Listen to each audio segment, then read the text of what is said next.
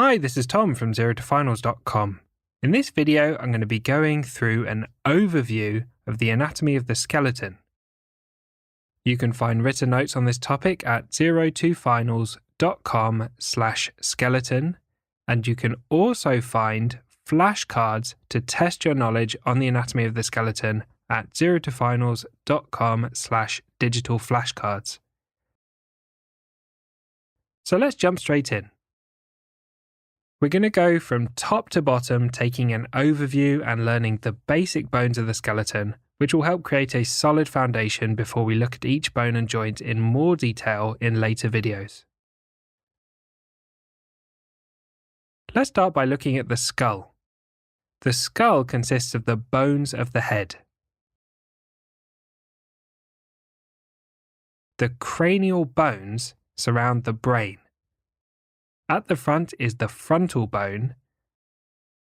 At the top is the parietal bone. And at the back is the occipital bone. Beside the ear is the temporal bone. Anterior to the temporal bone is the sphenoid bone. The final cranial bone, which is a bit more difficult to visualize, is the ethmoid bone, which is closer to the midline, posterior to the nose, and inferior to the frontal bone. The facial bones form the structure of the face. The bone that forms the bridge of the nose is the nasal bone.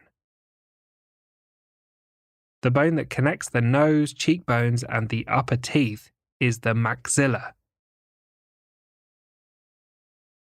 Either side forming the cheekbones are the zygomatic bones. Finally, the jawbone is called the mandible. The mandible connects to the temporal bone at the temporomandibular joint, or TMJ. Next, let's look at the spine. The spine is made up of 7 cervical vertebrae in the neck, 12 thoracic vertebrae in the thorax,